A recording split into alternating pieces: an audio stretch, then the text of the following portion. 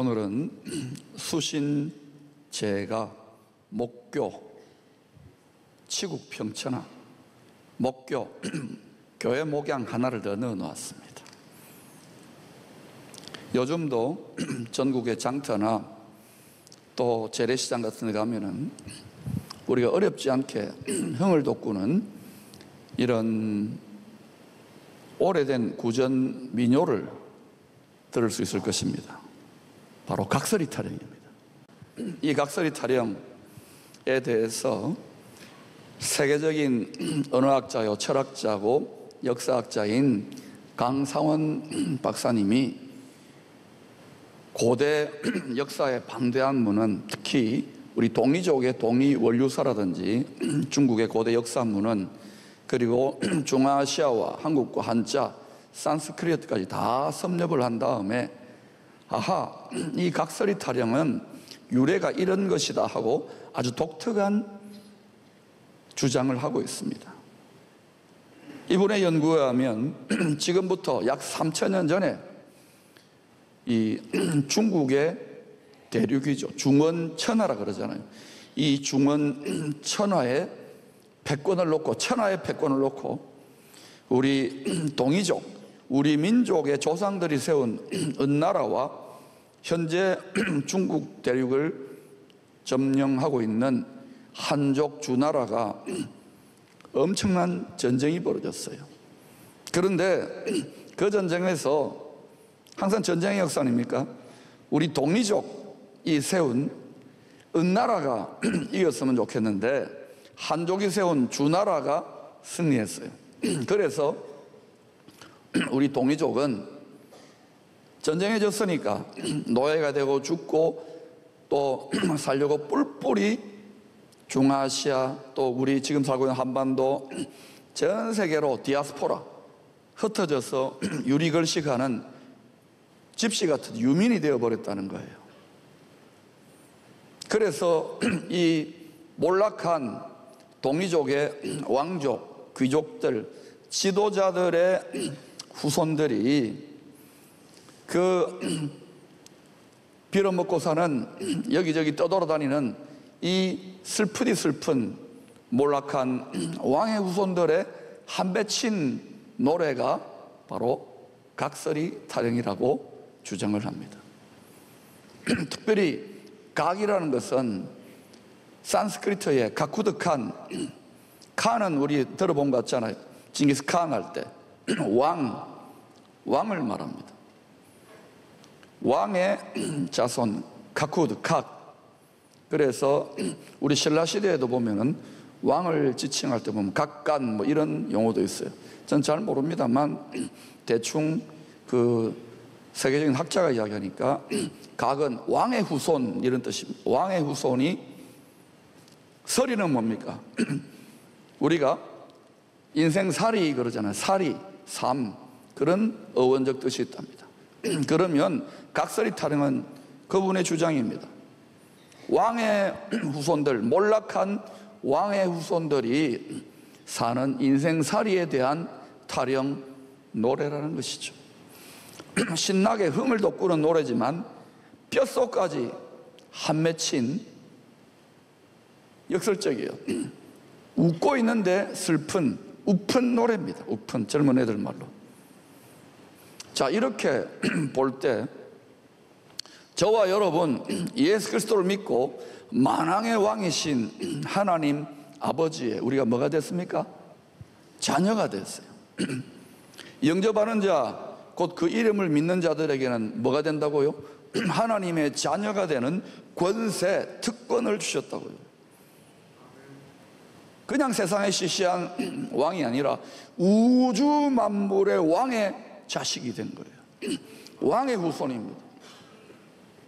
여러분의 아버지, 육신의 아버지를 말하는 것이 아니라 여러분의 영혼의 영원한 아버지가 왕이에요. 왕은 딱 한 분밖에 없어요. 다른 왕을 구하지 말아요. 진짜 백의 왕은 딱 한 분밖에 없어요. 왕의 후손인데 왕의 후손된 우리들이 그 하나님의 자녀의 특권과 영광과 권세와 존귀를 다 뺏겼잖아요. 여러분이 사람을 보면 어때요? 그 사람에게서 만왕왕 하나님의 품위와 권세와 성품이 나타나지 않고 짐승만도 못한 놈, 또는 심지어는 우리가 막 그러잖아요. 점점 사람이 아니게 만들어가는 존재가 있는 거예요. 최초의 사람 아담과 하와가 자기 마음을 지키는 전쟁에서 원수에게, 사탄, 마귀, 옛 뱀에게, 지금은 붉은 용이 된 그 녀석에게, 그 속임수, 그 유혹에 넘어가 가지고 자기가 왕노릇 하려고 그래요. 그런데 실제로는 속는 거지요. 그놈이 왕노릇 하려고 그런 거예요. 그래서 마음을 지키는 전쟁에서 패배했어요, 우리 조상들이. 그러면서 우리는 일종의 그 DNA가 우리 모든 정신세계의 뼛속까지, 관절까지, 골수까지 흐르게 되었어요. 그런데 예수를 믿고 이제는 하나님의 자녀, 왕의 후손이라는 것을 깨달은 우리들이 너무 피상적으로 예수의 복음을, 그 하나님의 자녀의 권세와 특권을 이해하고 있는 거예요. 그래서 무엇을 뺏겼는지 몰라. 그 엄청난 영광과 영생과 그 권세와 존귀와 영광을 몽땅 다 빼앗겼는데, 이 세상에서 조금 뭐 출세하고 잘났고 뭐 영광을 거두고 돈 좀 벌고 그러면 영광스러운 줄 알고 스타가 된 줄 알고 착각하는 한심하고 비참한 수준이 된 거예요. 그러니 어때요? 실제로는 죄의 노예가 되어가지고 원수 마귀에게 놀아나고 있는데, 막 그냥 여기저기 헛된 영광을 위해 죽기까지 싸우고, 여기저기에서 무엇을 먹을까 무엇을 마실까 유리걸식하는 걸뱅이, 장돌뱅이. 우리들의 인생 자체가, 인생살이 자체가 각설이 타령인 것을 왜 모르느냐는 거예요. 이 하나님의 말씀, 하나님의 계시의 말씀과 진리의 성령으로 이 사실을 제대로 깨달으면 한이 맺혀야 돼요. 세상 나라를 마귀에게 빼앗겨버린 하나님 아버지의 한이 맺혀야 되고, 자식들이 속아가지고 다른 놈을 아버지라고 하나님이라고 쫓아가는 그 죄인된 자기 자식들을 향한 하나님의 피 맺힌 하늘에 사무치는 한을 가지고 나라를 되찾아와야 되겠는데, 해보니까 안 되찾아지지 않아요. 왜요? 우리가 무능한 데 길들여졌고, 걸뱅이의 삶에 길들여졌고, 노예의 삶에 길들여졌고, 무엇을 먹을까 무엇을 마실까 근심, 염려, 두려워한 데 길들여져 버린 거예요. 아닙니까? 뭐 사나이 대장부, 뭐 내 주먹을 믿으라 하는 분들도 다 보면은요, 다 두려워, 다 근심하고 다 염려해요. 다 죽을까 봐 겁나요. 다이조부, 대장부가 없는 거예요. 한이 없어요. 한이. 하나님 나라에 한이 없어요. 하나님 아버지의 한이 없어요. 그 나라를 찾아오겠다는 한 맺힌, 하늘에 사무친 하늘 가진 성도들이 없어요. 이 하늘 가진 성도들은 주야로 잠이 어디 있어요? 아버지께 기도합니다. 그래서 아버지의 능력을 더 씌워서, 우리의 능력에, 그 전능하신 능력을 더 씌워서 사는 거예요. 능력에. 저 씌웠네 하잖아요. 뭐에 씌웠네? 다른 거에 씌우면 안 돼요. 능력에 씌워야 돼. 하나님의 전능한 능력에.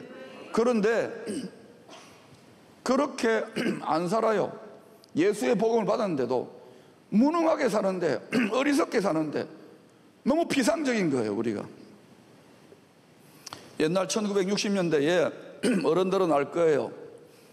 국민교육헌장이라는 것을 정부에서 제정해가지고 국민의 정신과 의식을 하나로 모으려고 하는 시도가 있었지요. 저도 초등학교 할 때 열심히 외웠던 기억이 납니다. 앞구절은 기억나, 여러분도 기억날 겁니다. 이렇게 시작하죠. 우리는 민족 중흥의 역사적 사명을 띠고 이 땅에 태어났다. 그 뒤에는 묻지 마세요. 이것을 천국의 비전, 하나님 나라의 비전으로, 성경적인 버전으로 각색하면 이렇습니다. 우리는 천국 중흥의 역사적 사명을 띠고 이 땅에 태어났다. 우리는 천국 복음의 사명을 띠고 이 땅을 살아간다. 이걸 외워야 돼요. 그런데 이 사명을 망각해버리는 거야. 천국을 원하지 않아도 지금 이 한반도를 살아가는 우리 대한민국의 국민들, 백성들이 우리 독리족 이 한반도를 살아가는 8천만 결의에 디아스포라까지 거의 7천, 8천, 9천, 1억 가까운 이 민족, 천국을 원하기 전에 이 민족의 사명을 놓쳐버린 거 아니냐는 거예요. 민족 중흥 다 같이 잘 되는 길을 가야 되는데 뭐 별로 크지도 않은 나라가 뭐 물고 뜯고 싸우고, 그러니 이게 흥하는 길로 가고 있는지 흥해로 가고 있는지 망하는 길 망해로 가고 있는지. 우리는 여러분 흥해 근처에 살고 있습니다. 흥하기를 축원합니다. 흥하는 정신이 돼야 돼요. 오늘 본문은 부활하신 주님께서 11명의 제자들, 한 명은 벌써 사고 쳐서 배신 때렸고, 누구인지 몰라요? 가롯 유다라고 있잖아요. 11명도 다 사실은 배신 때렸는데 회개하고 주님 앞에 섰습니다. 그들에게 사명을 맡기시고 하늘로, 몇째 하늘일까요? 셋째 하늘로 들려 올라가시기 직전에 하신 말씀입니다. 14절은 이렇게 시작합니다. 그들의 믿음 없는 것과 마음이 완악한 것을 꾸짖으시니 이는 자기가 살아난 것을 본 자들의 말을 믿지 아니함이로라. 지금 예수님이 부활해가지고 그 여인들과 먼저 만난 제자들이, 사람들이 예수님 살아났어요 하는데 자기들 눈앞에 안 나타났으니까 안 믿는 거예요. 본 자들의 증언을 안 믿는 거예요. 어떤 사람들인데 3년 동안 예수님하고 동고동락을 수도 없이 들었어요. 설교를 들었을 거고 가르침을 들었을 거고 새벽기도 했는지는 모르지만 하여튼 밥만 먹으면 예수님 하늘나라의 비밀 천국에 대해서 가르쳤을 거예요. 그리고 자신이 십자가에 죽고 부활하고 승천하고 다시 온다는 걸 이야기했을 겁니다. 그런데도 제자들이 주님이 뭐라고 책망합니까? 이 마음이 완악하고 믿음이 없는 자들하고 칭찬했습니까? 책망했습니까? 제일 주님을 죽기까지 따른다는 제자들을 책망했다면 나머지 뭐 예수님이 기적을 베풀고 먹을 거 주고 할 때는 막 열광하던 군중은 다 도망갔어요. 다 십자가에 못 박았어요. 그것이 여러분 원수에게 속은 인생들의 모습입니다. 숫자 많은 거 필요합니다. 중요하다고 저는 생각해요. 그러나 제대로 믿음이 자라나는 사람이 있는가? 어린애들만, 여기 만약에 어린애들만 100만 명이 있다고 합시다. 그리고 완전히 무장을 한 악독한 군인이 하나와 칼을 들고 와가지고 100만 명의 어린이들에도 어때요? 악독한 군인이 하나 들어오면 다 죽일 수 있는 거예요. 강한 자가 있는 거예요. 악독한 놈이에요. 못된 놈이에요. 제가 계속 이야기하잖아요. 주적이 누구냐고. 여러분의 주적이 누굽니까? 땅의 주적은 항상 바뀌어요. 하늘의 주적이 누구냐 이거예요. 그 주적은 영원하다. 영원히 격리시켜야 되는 거예요.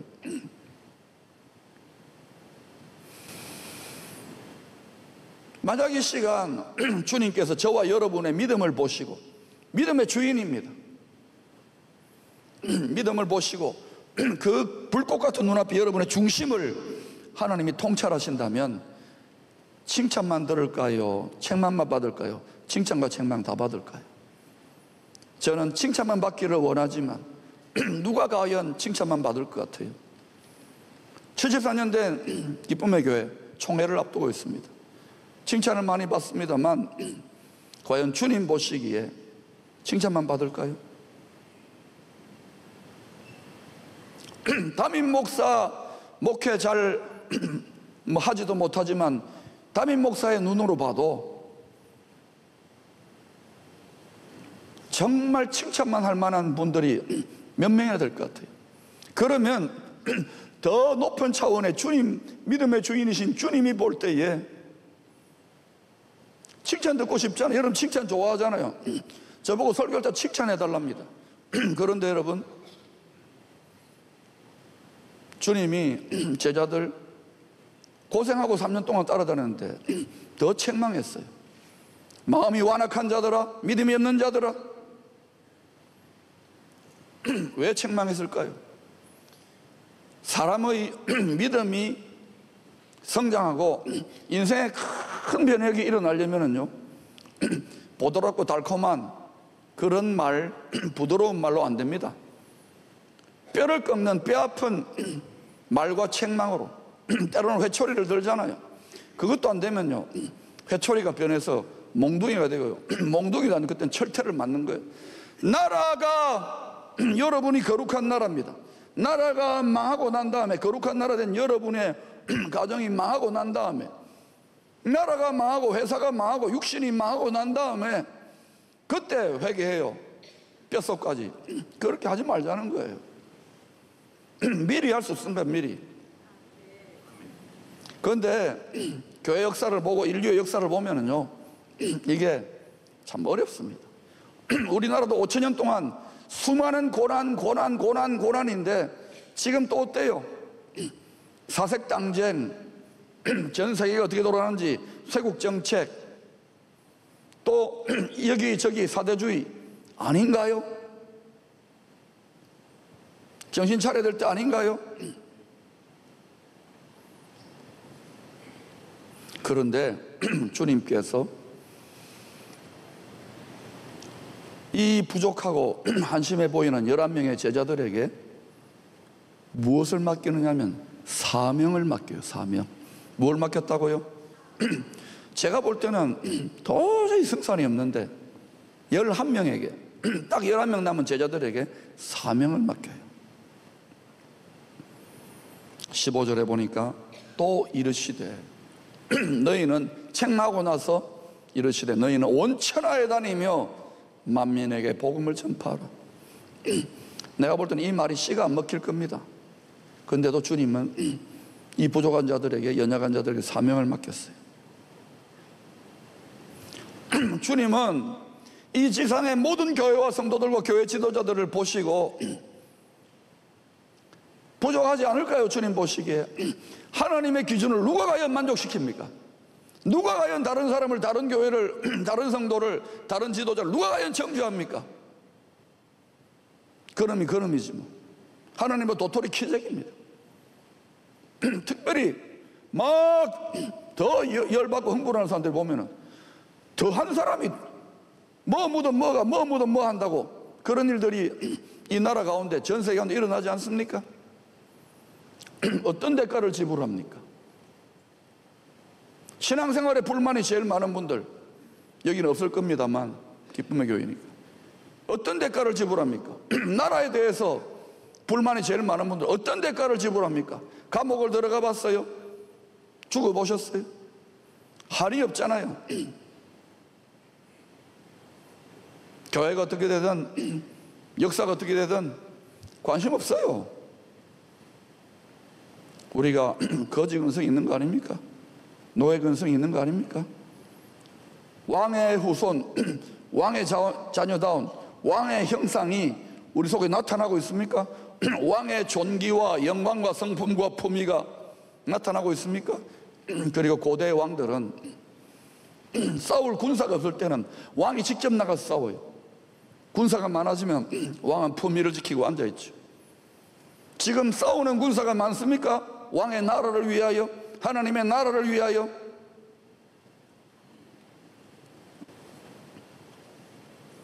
영안을 열 수 있기를 축원합니다. 믿음이라는 것은 보이는 물질 세계만을 논하는 게 아닙니다. 보이지 않는 하나님의 세계, 영적인 세계와 악령의 세계가 있는 거예요. 하늘나라와 땅의 나라가 지금 붙고 있는 거예요. 하늘의 체제와 땅의 체제가 붙는데 하늘과 땅이 전쟁하면 누가 이기게 됐습니까? 당연하죠. 줄을 어디에 서고 있어요? 사랑하는 여러분, 부족한데도 사명을 맡겼습니다. 그리고 이 사명을 감당할 때 17, 18절에 뭐라고 합니까? 능력으로 표적과, 표적이 뭡니까? 사인, 증거들을 확실하게 보여줄게. 그리고 이제 제자들이 나아가는 거예요. 사랑하는 여러분, 이 사명을 버리면 안 돼요. 이 사명에 대해서 이 하나님의 한을 뼛속까지 골수까지 품은 자들은 무엇이라 고백하게 되는가? 사도행전 20장 24절에서 사도 바울이 잘 고백하고 있어요. 내가 달려갈 길과 주 예수께 받은 사명, 곧 하나님의 은혜의 복음을 전하는 일을 마치려 하면은 나의 생명조차 조금도 귀한 것으로 여기지 아니하노라. 여러분 가운데 바울처럼 이렇게 고백할 사람은 몇 명 될 것 같아요? 아니, 전 세계 크리스찬들 중에, 목사님, 선교사님 중에. 처음에는 나 아골골짝 빈들에도 죽겠다고 하지만 얼마 전에 안 보여요. 왜요? 한이 골수의 뼛속까지 스며들지 않은 거예요. 너무도 피상적이에요. 조금만 힘들거나 조금만 상처받거나 조금만 어려우면 애 때려치워라, 안 한다. 그건 사명이 아닙니다. 사명은 뭐냐? 사명은 죽어도 모든 대가를 지불해서라도 이루어야 되는 왕의 명령이 사명인 것입니다. 그런데 아버지의 이 명령 앞에 죽기로 충성하는 자들이 몇 명 될 것 같아요? 지금은 몰라서 못하는 시대가 아니에요. 용기가 없어요. 용기. 믿음은 용기입니다. 용기가 다 사라졌어요. 앞으로 어떤 민족, 어떤 나라가 열방을 주도할 것 같아요? 큰 나라, 작은 나라, 잘 사는 나라, 경제적으로 부강한 나라? 아니에요. 용기 있는 국민들, 용기 있는 지도자가 새로운 역사를 이끌어가는 거예요. 하루를 믿어도, 하루를 살아도 왕의 존귀와 왕의 권능과 왕의 지혜와 왕의 권세와 영광으로 살 수 있게 되기를 축원합니다. 저는 이것으로부터 그러한 하나님의 사람들이 많이 일어나게 되면 이 민족을, 우리 동이족 전체를, 열방을 축복하는 예수정신 선진국으로 반드시 복주시리라고 믿습니다. 이것은 생을 다하여 한번 해볼 만한 천국 중흥의 역사적 사명이라고 믿습니다. 오늘 이 말씀에 공감이 되시는 분은 시작해 보세요. 안 될 거예요. 이기지 못할 거예요, 세상을. 그러더라도 포기하지 말고 한이 맺혀야 돼. 저 봐야 한이 맺힙니다. 그러면 하늘의 아버지의 전능한 능력을 끌어다 쓰기 위해서 밤낮으로 기도 안 할 수가 없을 거예요. 그때부터 뭐에 씌입니다. 씌어요. 이상한 데 씌이는 게 아니라 하나님의 능력에, 하나님의 사랑에, 하나님의 지혜에 씌어버리는 거예요. 조금 씌인 것 같지 않습니까? 씌일 수 있기를 축원합니다.